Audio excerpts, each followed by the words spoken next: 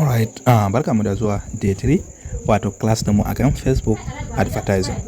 So kai sai za mu tafi cikin Chrome browser mu kamar yadda muka yi class mu na jiya. So sai mu je mu login ɗinsa mu shiga. Bayan mun shiga mun yi login ɗinsa,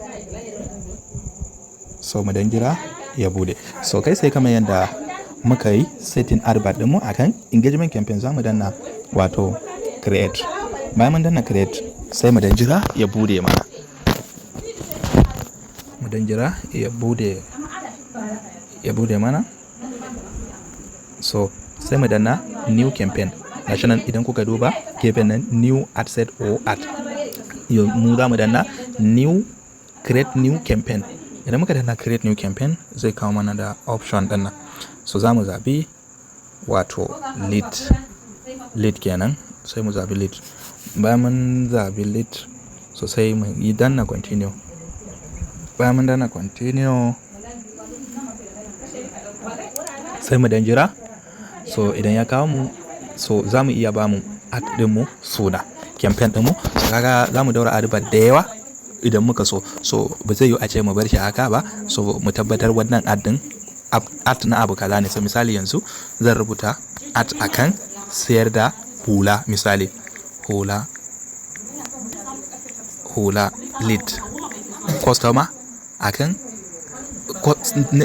samun customer akan sayar da hula. So za mu iya bar shi haka. So sai mu sauka na biyu mu danna shi ad set budget. Bayan mun danna ad set budget sai mu danna next. Bayan mun danna next sai mu dan sauka. So gashi nan inda za mu iya saka budget dinmu wato daily budget kenan. So idan muka ga dama za mu iya bar shi a haka, just kawai mu bar shi a haka mai setting din advert dinmu. So a saman za ku ga anan, a kasan za ku ga anan choice conversion location. So gashi nan kasan za ku ga website and instant form. So za mu danna kan shi. Bayan mun danna kan shi sai mu danna single. Bayan mun danna single sai mu zabi instant form. Bayan mun danna instant form sai mu yi continue, mu je kasa. Bayan mun je kasa kamar yadda muka yi a can, anan shi ma za mu bar shi a Nigeria, location din Nigeria kenan. Idan muka danna show subscription, so zai kawo mana gender, sai mu zabi gender din, misali daga 20, daga shekara 20 zuwa 45 kenan.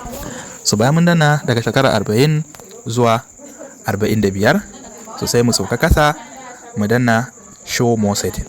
Bayan mun danna show more setting zai kawo mana da platform, sai mu danna kan platform mu cire Instagram da kuma network audience. Bayan mun danna sai mu sake danna placement, sai mu zo mu danna kan story and status reels, sai mu danna shi. Bayan mun danna sai mu cire Facebook story. Bayan muka cire Facebook story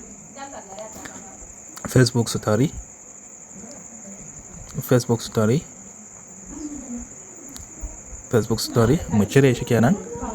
Sorry, network na yana dan bani damuwa. So bayan muka cire Facebook story kan shi za mu danna shi. Bari ya fito tukunna. Yawwa ya fita. Sai mu danna next.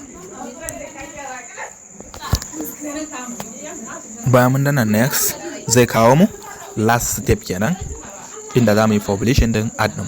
Amma kafin mu yi publishing din ad din, dole za mu buƙaci creating form.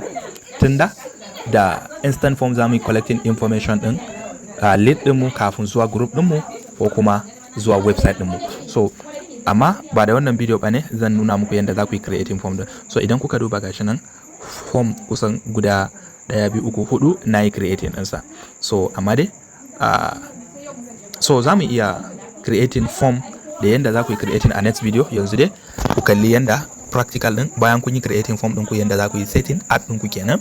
So sai mu dan sauka mu cire waɗannan duka su ma chat on messenger,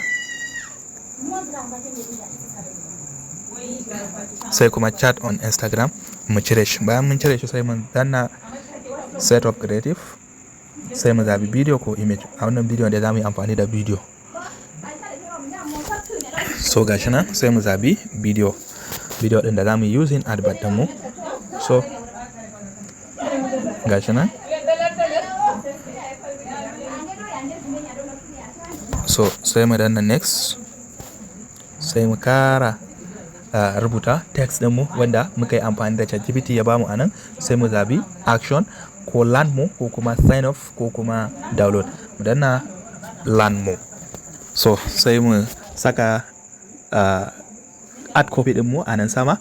Anan kuma za mu iya saka wato headline, irin misali za su ga a yi mun magana a WhatsApp ko kuma join the group now da dai sauransu, za ka iya rubuta shi. So wannan duka practical example ne. So duk lokacin da ka zo setting advert za ka iya saka shi step by step da kanka. Sai mu kara danna next,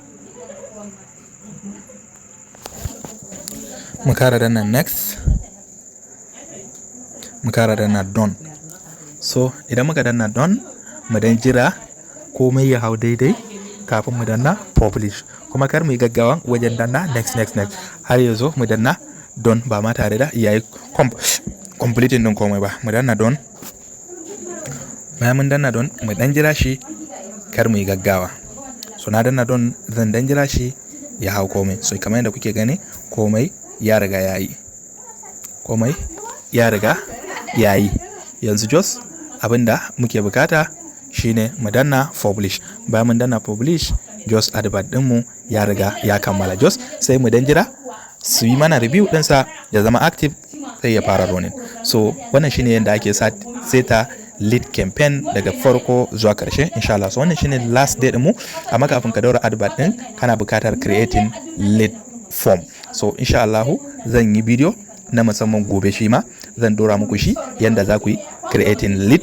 Bayan kun yi creating lead form ɗinku sai ku zo ku daura wannan advert din. Wannan shine yanda ake setting wato lead campaign step by step, ko link group ɗinka ko website ɗinka. Wannan shine yanda ake seta shi step by step.